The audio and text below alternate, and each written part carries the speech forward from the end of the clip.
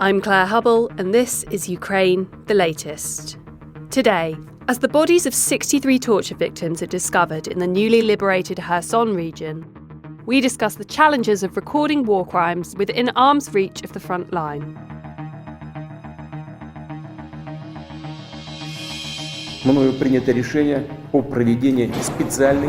This hideous and barbaric venture of Vladimir Putin must end in failure. Putin's war in Ukraine has destabilized energy markets the world over. Nobody's going to break us. We're strong. We're Ukrainians.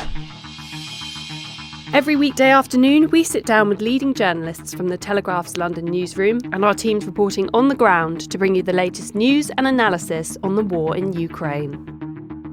It's Thursday, the 17th of November, day 267. And today I'm joined by Associate Editor Dominic Nicholls, Europe Editor James Crisp, and speaking to us from Kyiv, freelance journalist Sergio Olmos. I started by asking Dom for military developments over the last 24 hours. Hi Claire, hi everybody. Busy day today. Lots going on.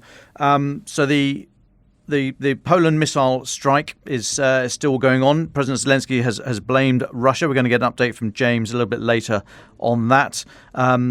Ukraine saying that Russia bears full responsibility. British PM Rishi Sunak saying the same thing. Polish authorities this morning saying that it might be, it's looking like a Ukrainian air defence missile that failed to self-destruct after veering off course. However, the main comment is that Russia bears responsibility for the strike, given that they've fired 80 other missiles and I think 10 drones in the strike the same day. Separately, there's been strikes across Ukraine this morning. So Odessa was hit first time in weeks, and the regional governor, Maxim Marchenko, said it was infrastructure again that they were targeting there. In Dnipro, in the centre of the country, I mean, very, very startling imagery on social media. We're running it at the moment on our website. Morning commute in the middle of the city, residential area hit. I mean, a very, very big explosion. I mean, startling imagery. Go and have a look at that and make your own mind up, but it's pretty obvious. And there's no military target around there whatsoever. Cruise missiles have been shot down over Kyiv, and a number of people have been killed when a residential block was shelled in the Zaporizhia region. So it's still very, very busy across the country. One reason for that might be Russia's continued efforts to shift the narrative away from their withdrawal out of Kherson, the retreat from Kherson. It might also be because literally as we speak now, there's the trial in Amsterdam, the trial in absentia of the 4 people held or on trial for the MH17 shooting down in 2014. You may remember Malaysian Airlines MH17 shot down on July 17th, 2014, flying from Amsterdam to Kuala Lumpur. All 298 people on board were killed. I think it's beyond doubts now that there was a missile fired from a Russian-supplied Buk surface-to-air missile system fired from somewhere in the Donbass, in the region of Luhansk city. 4 men have been tried in absentia, including Igor Girkin, the chap we see popping up every now and again, who was the leader briefly of the Donbass region. But that is going on right now. We're hoping to get updates as we speak today. Roland is listening to it live, so he might be able to hopefully come on tomorrow with a much better idea of what it all means. But we're hoping to bring some results from that before we finish today. Just one more before I finish on the quick roundup. So the grain deal, i.e. the deal to get grain out of Ukraine to the rest of the world, has been extended. An agreement to export grain out of the Black Sea is going to be extended. This came out initially from officials in Turkey, and then the UN Secretary General Antonio Guterres has confirmed that, and he said that the deal is going to remain in place for another 4 months. He said the UN was, quote, fully committed to removing the remaining obstacles to exporting food and fertilizers from the Russian Federation, unquote. So that's the kind of quid pro quo that Russia were demanding. Now, a lot of that grain, it's contested. Ukraine say a lot of that grain is actually stolen from Ukraine and then just taken out of Russian ports. But that trade is the deal that's had to be done with Russia to get the grain out of, mainly Mykolaiv and out from Mykolaiv and Odessa out through Ukraine's Black Sea ports.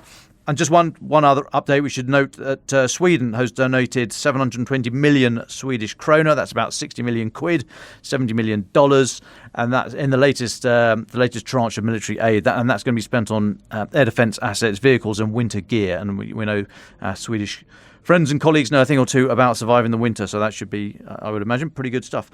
Other bits and bobs to talk about later, but I'll take a little pause there. Thank you, Dom. You mentioned there the Malaysia Airlines flight M17 and the ongoing inquest into what happened that caused that flight to down and kill 298 passengers on board. I know that the result of that inquest is ongoing and we will know by later this afternoon, but is there anything you're able to tell us about what the outcome might be of that trial and a bit more about the major players involved? Yeah, so I think this is generally a bit of legal nicety. Now, I'm no legal expert, but I think this is the culmination of a trial that's been going on since 2020, and obviously investigations since 2014, when the plane was shot down. And I think this has to happen to put on record what the consensus of the international community is through the international community represented through the court in the Netherlands, in Amsterdam. So I think this is. I don't think any outcome will necessarily surprise people who are not pro-Russian and pro-separatist in the Donbass. But I think this has to happen to sort of mark it and move on for history's sake. Like I say, it's the trial of 4 people in absentia. 3 of them not made any representation whatsoever. One person has got instructed a legal team, although the individual was not there himself. But there is some form of legal defence going on there. But I think what's important here, and I'm just tracking Roland's tweets as he's live blogging it or live tweeting it. If you want to know more than me, follow Roland Oliphant right now, because he's live tweeting as he's listening into the outcome of the trial. But I think it is just to mark it in legal terms so that history can move on and refer back to it in a way that will only be contested by those absolutely who refuse to listen to established a fact as established by an internationally recognised court. Thank you for that, Dom. I'm sure we'll have more to share with listeners tomorrow afternoon. Coming to you next, James, you've been reporting on the Polish village hit by a missile on Tuesday afternoon. What have you discovered about how that day unfolded on the Polish side of the border? Yeah, thank you. So I'm going to make an attempt to pronounce the Polish village once, and then after that I'll just refer to it as the village. But it's Siewado. And this village is about 4 miles into Poland from the Ukrainian border. It's a village of about 500 people, a tiny farming village. And I think, we're often sort of talking about great, big geopolitical shifts, leaders, big beasts on the world stage trying to sort these problems out. But here we really have a backwater where the reality of the war in Ukraine has sort of come and hit very hard indeed. And now, it's not the case in this village, but in other villages close to the border, you could actually hear the Russian bombardment on Tuesday. But imagine you're in this situation, you're perhaps a farmer or a pupil at the local school. And for example, the missile landed something like 300 feet away from that local school, a few meters away from a block of flats. It landed on a grain facility and it killed 2 men. Now, one of our colleagues on the ground there actually spoke to a school friend of the man who was killed. The man who was killed was called Bogdan Voss. And he told us that he was just terrified. He was convinced that the Russians were attacking. And of course, if the Russians attack NATO territory, then really we're talking about the possibility of a world war between NATO and Moscow. All of these thoughts were going through his head after the explosion. But it was only when the dust sort of settled and the smoke cleared that he learned that one of his very good friends had been killed. So I think there's a real sort of interesting,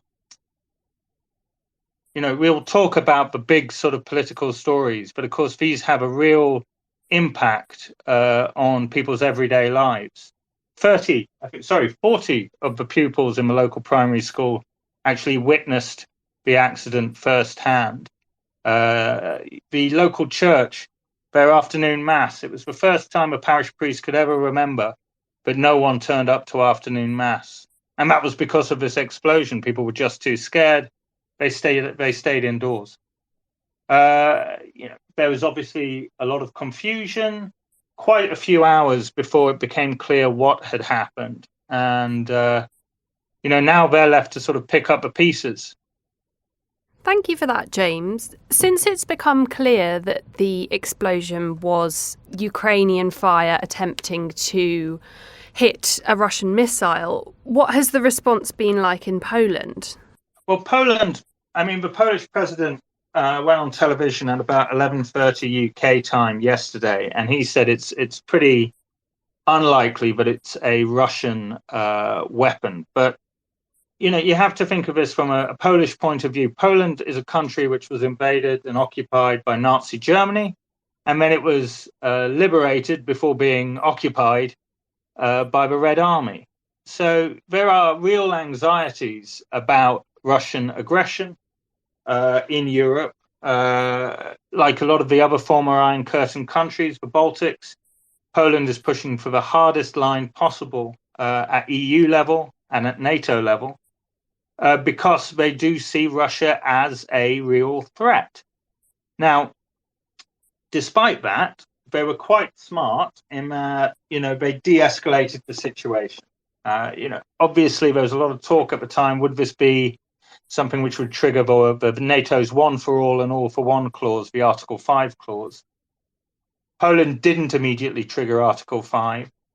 They did carry out some initial analysis. There was US intelligence which suggested it was most likely a Ukrainian missile. And the Poles came out and said that, which I think went a long way to kind of calming things down.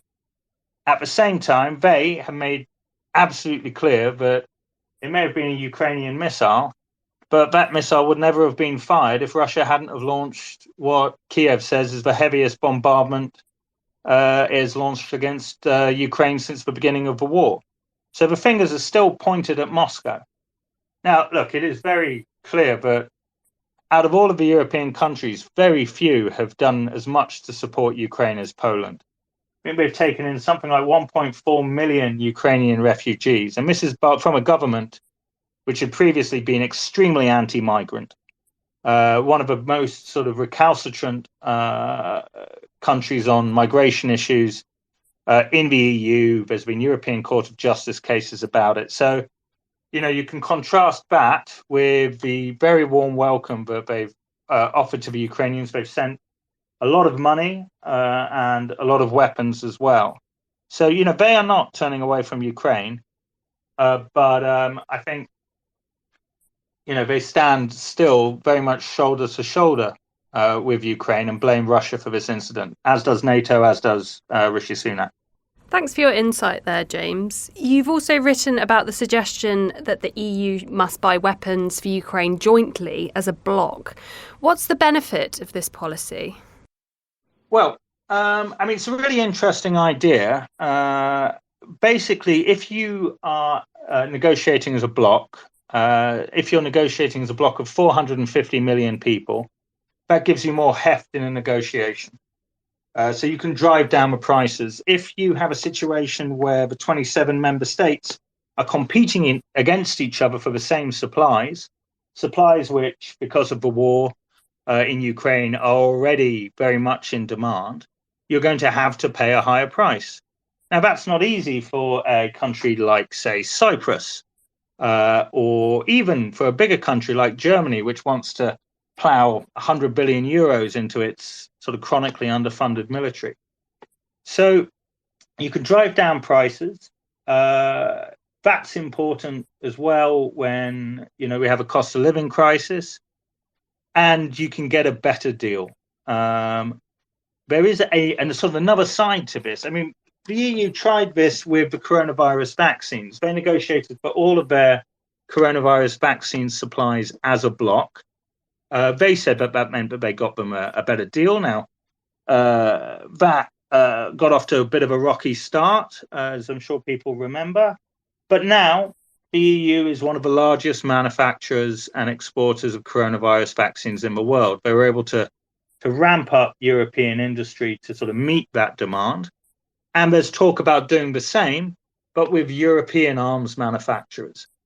Now, that's be useful because obviously security of supply is a major sort of anxiety these days, but is also being pitched as a way of sort of building a kind of autonomy for the EU and building up the European defense industry, modernizing it. And that's something which I think some member states, principally France, which is one of the largest arms exporters in the world, will be very happy to see, because it will mean more money for French companies. So it's being presented as a sort of a win-win.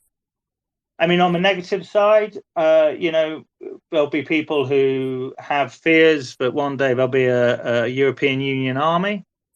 That is a fear which certainly Britain was very alive to when it was a member state. It's less prevalent on the continent, mainly because it's seen as a very sort of distant prospect. But it's definitely a step towards more defence integration. And the reason why they want to do this is because their stocks have been so depleted by the arms and the weapons they've been sending to Ukraine. So, their idea is get a better deal, get more weapons in to fill up the stocks which have been depleted, increase defence spending, which helps with NATO targets, and boost to sort of try and create a world-leading European defence industry, which means they'd be less dependent on the US, maybe even Britain, and other arms-producing countries. It's a long way off at the moment, but it seems to have broad support. Thank you for that, James. Coming to you, Sergio, you're on the ground in Kyiv today. What have the last few days been like for you amid heightened missile attacks from Russia? Hey, well, I've just gotten back last night from Mykolaiv. I was in Kherson, same day as Joe Barnes, Heathcliff, and Colin. And so I know Joe was talking about Kherson 2 days ago. I kind of wanted to talk about I was just thinking about how I've been here now 237 days so I've been here like 87% of the war. And I'm, in Kherson, there was this moment that Joe talked about when President Zelensky was talking to reporters, and he was, does anybody have any questions? And somebody yelled out, Mr. President, what's next? And he thought about it and said, well, not Moscow. We're not interested in territories of another country. But I keep thinking about that moment because there was a pause, and just the fact that somebody asked, what's next?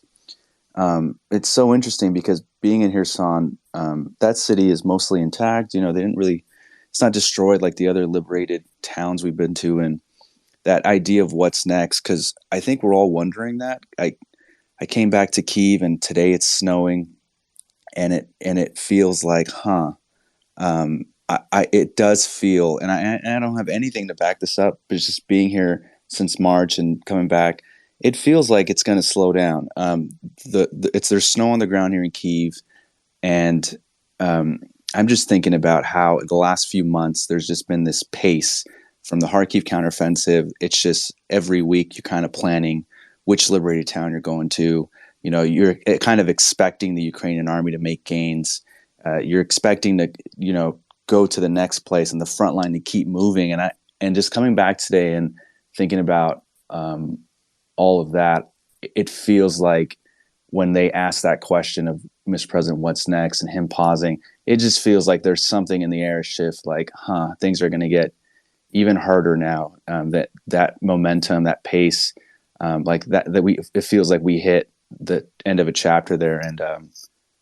And coming back to Kyiv after, there was more than 90 missiles launched and most of them shot down. It feels like we're entering a new chapter in the war that's going to be just harder on civilians. And that idea of just going to, there's going to be newly liberated cities every week or it feels like that's not going to be the case. Yeah, thank you for that, Sergio. Last time you and I spoke, you were in Kyiv a couple of weeks ago, before the winter had really set in. How has day-to-day life changed since you were last in the city? Well, everyone talks about how dark it is, and it is. Kyiv kind of resembles a lot of the other cities near the front lines where it goes dark at night. But the resiliency, kicks in, right away, and very quickly. Even though it gets dark here, businesses still operate. And I remember walking the street the other night, and it was pitch black, and there was some kind of shisha bar, like a hookah, like a Turkish type bar, playing really loud music, and people they had like some kind of impromptu fire pit thing going outside. And I just thought, like, you can turn off the lights, but Kyiv is going to be Kyiv. And so, yeah, the city functions almost the same, just without lights. And it's like people take the energy conservation very seriously. If you go into stores and you try to look at like electronic stores, and how the electronic stores have the TVs on, the computers on, and the telephones, and you can play with them. Yeah, if you go into a lot of them, they're just off. Like, all that stuff is off, and you can still buy an iPhone, but they'll just have it turned off, and they'll turn it on for you if you want to play with it. And so, because of all that, because everyone's taking it so seriously to conserve energy, they have talked about how, even though blackouts have been occurring more frequently than they thought, in some cases, people are using less energy than they had planned, because they are taking it seriously. And it just occurs to me that when everyone is on the same page, like when everybody understands the circumstances and the motivation is there, all of these hardships do not seem as hard. And that's just, I think about that frequently. The lights off, run out of water sometimes. It's quite cold, and buildings aren't heated all the way. But since everybody understands what's going on, it doesn't feel as hard. And it's going to be a tough winter, and conditions are going to get worse. But that's one thing that, just seeing how people react to all this, I'm not as worried. Yeah, so as you were saying there about the winter ahead, I understand temperatures have dropped in the last week. How are people preparing for the months ahead? Yeah, everybody's been talking about it. People have to change out to winter tires if you have a car. The car I've been driving around in, it's been shelled before. A different news crew had it. I rent it, and before I went down south, the car guys let me know, like, we got to change it out to winter tires. And it's just a thing that I didn't even think about. That is, there's so many little things here that people prep for. If you don't have enough blankets, you got to go out and get some, because buildings aren't heated all the way. And in the South, talking to soldiers, in here, I was talking to this recon group in Kherson. They've been fighting in Kherson. They were in the city to kind of see Zelensky, and they were kind of being greeted by residents. Kind of what Joe was talking about, how soldiers were being the heroes that day. I was just talking to one of these soldiers who's telling me that, they're going to keep fighting during the winter, but, they're kind of, like, they tested out a lot of their equipment last winter, but they have new equipment that they don't know how it's going to function in the cold. And they hope that they're going to be able to continue. They mainly use drones to call in strikes for the big artillery, but they have these kind of smaller stuff that they've put on, smaller rocket stuff they put on the back of trucks, and they're not exactly sure how it's all going to work in the cold, and they're kind of going to trial by fire, and there's going to be a lot of that. There's going to be a lot of mistakes. There's going to be a lot of things that don't go right. Because I just drove back 9 hours from Mykolaiv to Kyiv, and those roads, like, things are going to be slower. Logistics are going to be slower. Everything's going to slow down. Thank you for that. And going back to your experience in Kherson a few days ago, could you tell us what your personal experience was like visiting the liberated city? Yeah, it was incredible, because for a number of reasons. I didn't expect for Kherson to be, the liberation, I think, shocked us all. I know I've been talking to different Ukrainians, soldiers, who just talk about how, how difficult the fighting was in Kherson. I mean, I was on the front lines a month ago, and I did not expect the city to be liberated this quickly.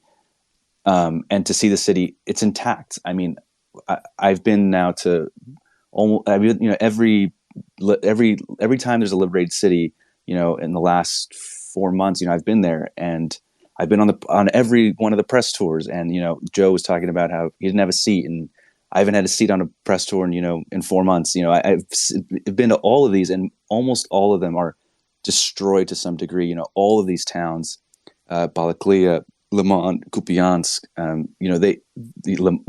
they get battered in the conquest for them, and Kherson was basically taken without firing a bullet inside the city, and it's eerie because it's a regular city. You drive in, and like all the stores, they're closed, but you can see cell phone stores and you can see supermarkets, and they're all closed. None of them work. There's no cell coverage in the city. There's very little supplies of food and medicine, and all that stuff has to be brought in, and people come out to the town square to, like Joe said, to try to use a cell phone. But it is the first time I've seen a liberated city that's intact, where in a lot of these places I go to, some people want to talk to press, some people are excited, but really you can just tell they've been living a really hard existence, and they're just kind of shell shocked and just want food from the humanitarian aid. But Kherson was like the first time where people are like coming out, and they're dressed better than I am. Like they're dressed, like like real classy Europeans. They're coming out with their flags, and they're just talking, and they're and like because the city is not in shambles, the city's not destroyed. Like there's just no utilities at the moment, but it hasn't been laid to rubble, and that was really interesting to see. It was also interesting because, like Joe said, the outgoing fire was, you could hear it in Kherson. The Dnipro is not far. The Russian the Russian positions aren't that far. Dozen kilometers away. There was the EOD guys blowing up mines. You could hear those quite often. The president was there, President Zelensky, which one thought, okay, are they going to start shelling this because he's here?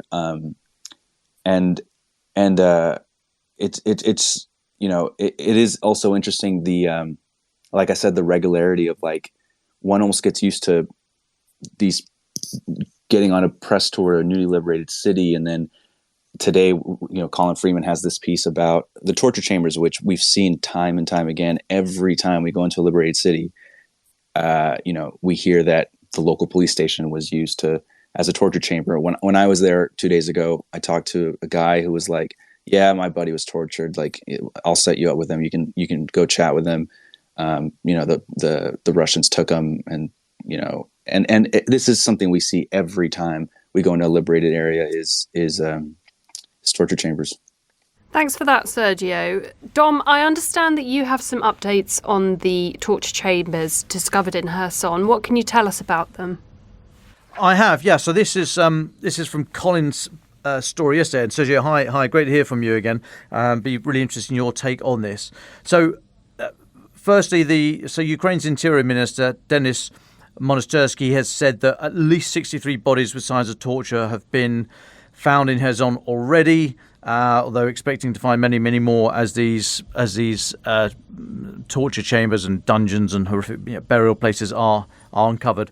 But Colin's got a piece in today's paper and online. He's interviewed a chap called Maxim, who he discovered he was on a list of former Ukrainian service personnel that was found by the Russians. And it was very clear to him that because he had served in the military, he was being interrogated, and they thought, because the Russians thought, that he was passing information about troop movements and other pieces of information to the Ukrainian military. He says that he was interrogated for 3 weeks, beaten, electrocuted. He said at one point he was taken to his local police station in the basement there, had a bag placed over his head, crocodile clips attached to his ears, and a powerful electric current put through his body. Maxim said, this is a quote, "The worst thing actually was hearing the screams and suffering of people in other cells."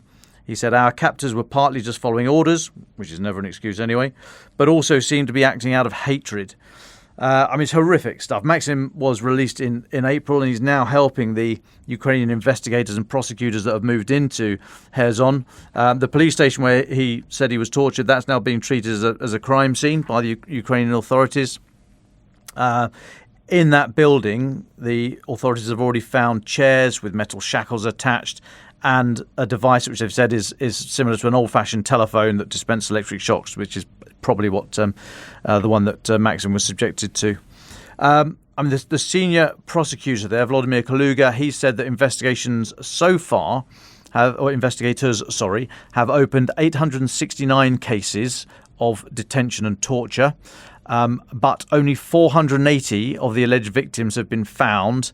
The others come from stories and reports. Asked if he knew what happened to the others, he said, "Unfortunately not," is the quote. Just don't know where these people are. And yet more reporting.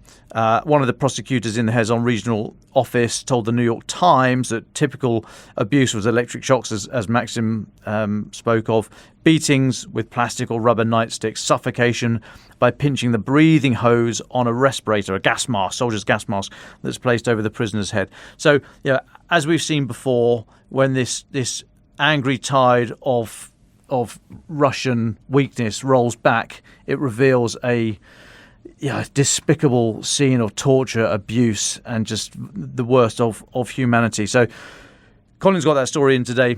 Sergio, you may well have some thoughts on that. I've got a couple of questions actually for you from your recent time down in Kherson, if there's time. But it just looks like another horrific example. But the prosecutors are there; they are treating it as a crime scene. So when in future Russia writes this off as, well, of course you would say that, wouldn't you? They're doing their best. The authorities are doing their best to catalogue this and record it all correctly. And hopefully one day people will be held to account. I'll just jump in quickly there, Dom, because, there's a lot of talk about the war crimes and the need to hold these people for account. It's something that the Estonians mentioned, the Poles, sort of many other sort of European countries.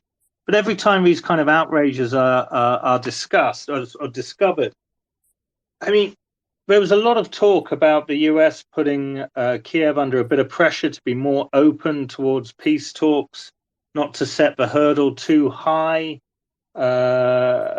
before in conditions before peace negotiations could take place. But I guess each time one of his chambers is found, it makes it all the more impossible for Zelensky to show any kind of softening or weakness or any sort of willingness to negotiate with the Russians, just for domestic political reasons alone.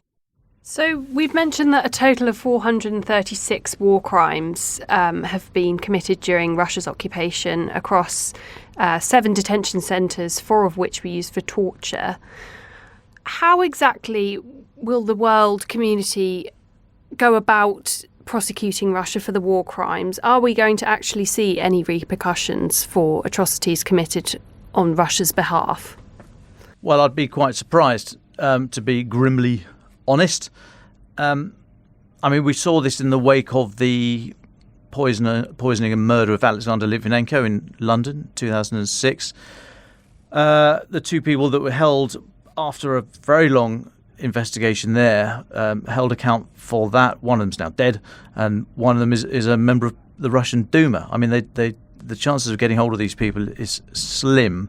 It'll be interesting to see what happens today from Amsterdam about the MH17 trial, about how much the world wants to try and do this. The ICC, the International Criminal Court in The Hague, does have a good history of going after people. We saw that from the wars in Bosnia and the wider Balkans. They do get hold of people in the end if they can, and that's why it's all the more important to do the hard work now to get the evidence, so that when it is held in a court, possibly in many, many years' time, it is the best possible information upon which to base an evidential case, and not easily thrown out by the other side of, it was you didn't handle the evidence correctly and so on and so forth.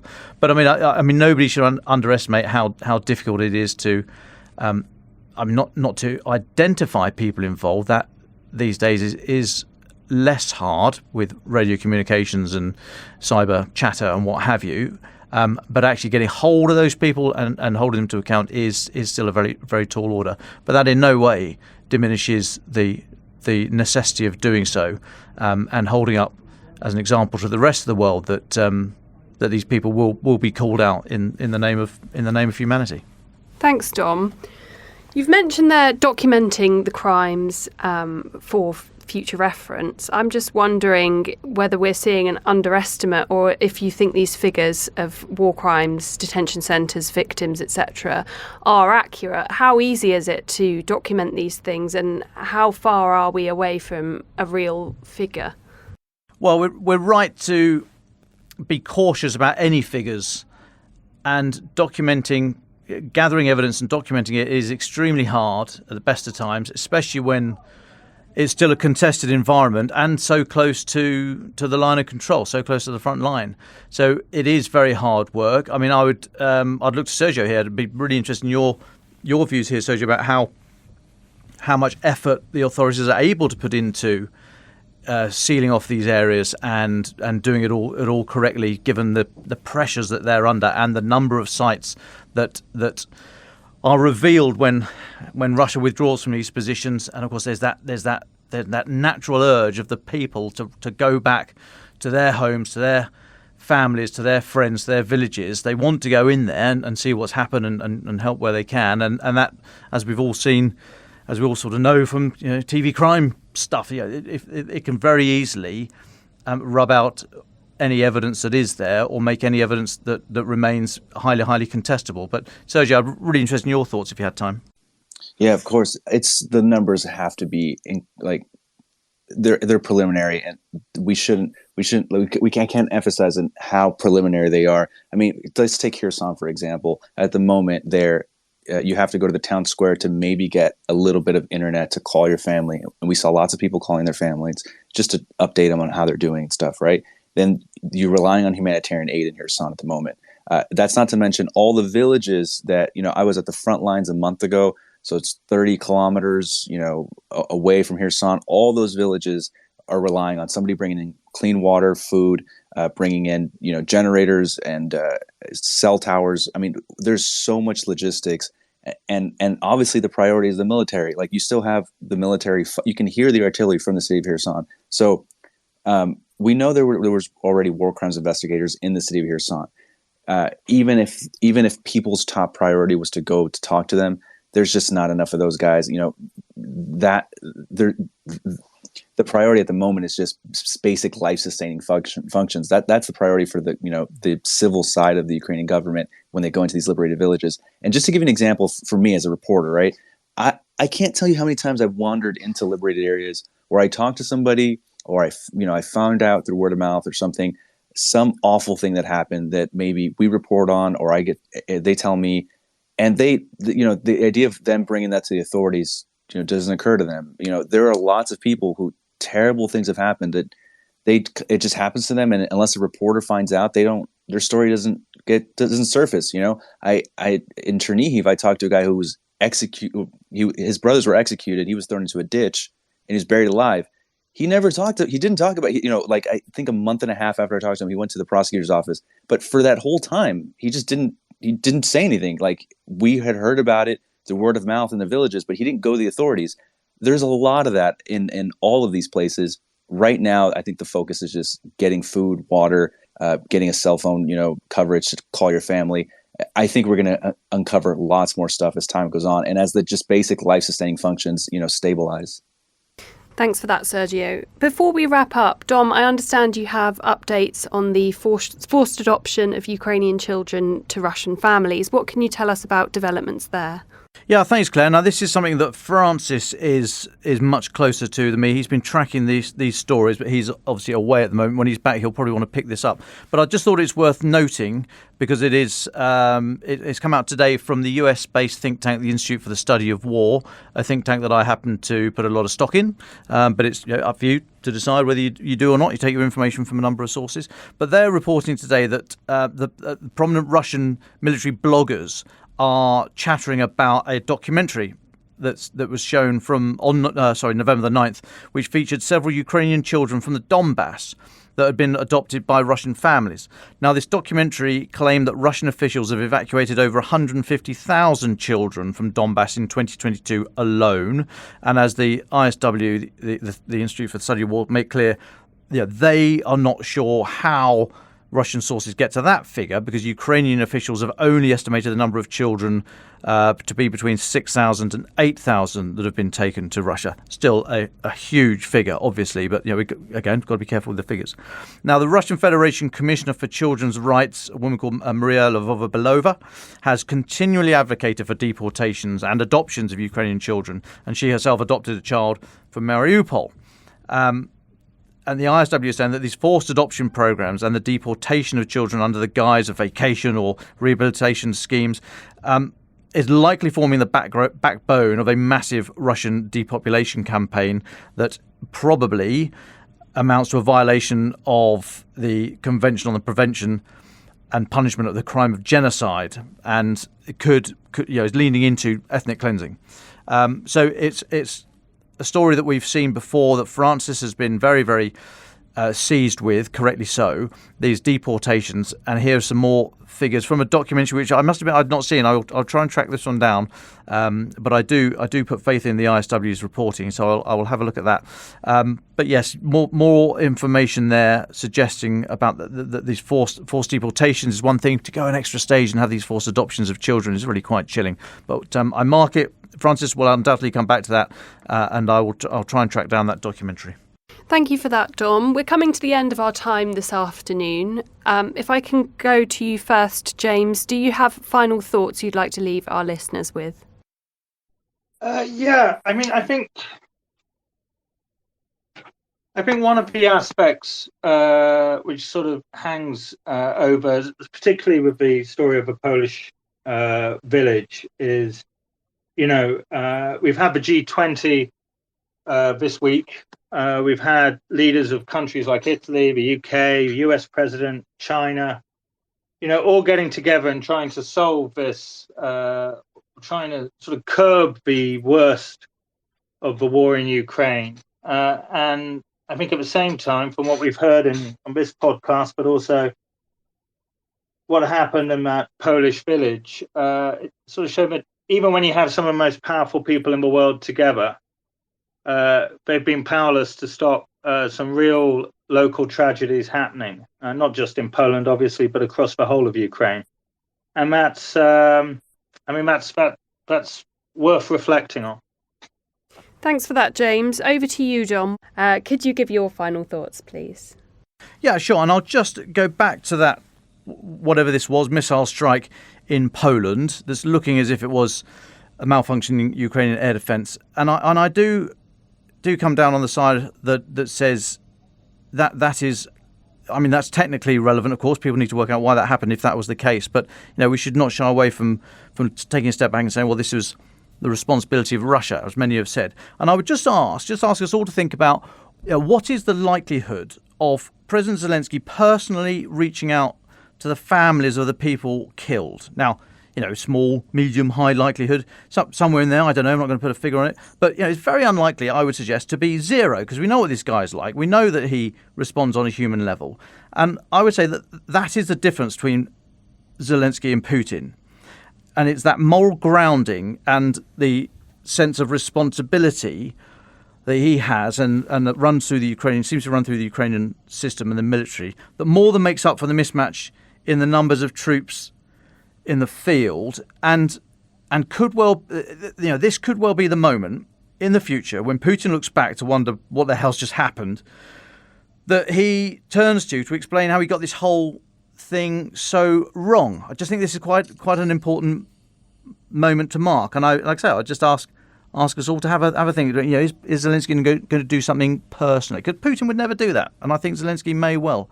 And if I may, final thought to a woman who was very, very helpful to us in Kyiv when David and I went out there. Happy birthday, Anna! And I hope it's the first snows of the season, as I understand it, today in Kyiv. And I wish you well. And I hope you're able to make a wish for the first snow. And I hope your wish comes true. Thanks, Anna. Happy birthday. Thanks for that, Dom. And finally to you, Sergio, what would you like to leave our listeners with to think about?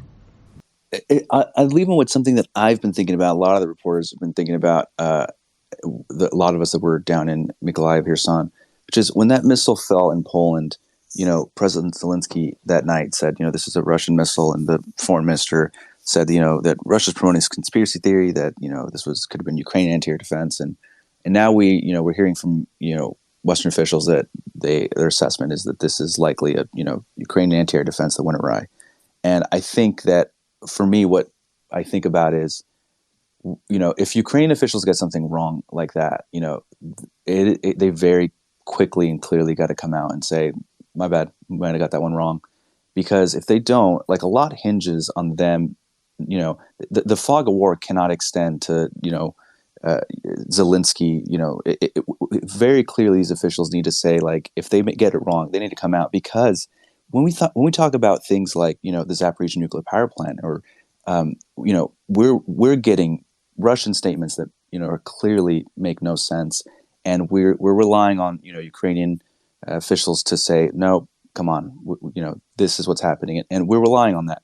I think when if they get something wrong and they don't immediately come out and say, that's going to be a real issue. And I think that, we were, a lot of the Western press corps was just in Kherson.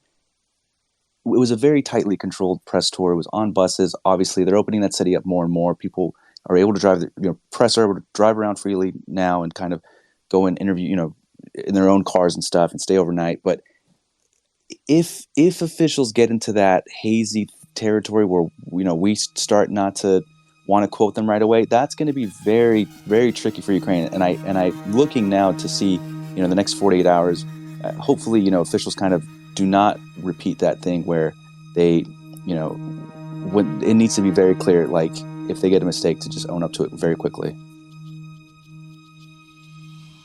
Ukraine the Latest is an original podcast from The Telegraph. To stay on top of all of our Ukraine news, analysis and dispatches from the ground, subscribe to The Telegraph. You get your first 30 days completely free at telegraph.co.uk/audio. Or sign up to Dispatches, our Ukraine newsletter, which brings you stories from our award-winning foreign correspondents straight to your inbox. You can listen to this conversation live at 1 p.m. each weekday on Twitter Spaces. Follow The Telegraph on Twitter so you don't miss it. If you enjoyed this podcast, please consider following Ukraine the Latest on your preferred podcast app. And if you have a moment, leave a review, as it helps others find the show. You can also get in touch directly to ask questions or give comments by emailing podcasts@telegraph.co.uk. We do read every message. Ukraine the Latest is produced by Louisa Wells and Giles Gear, and today on Twitter, Robbie Nicholls.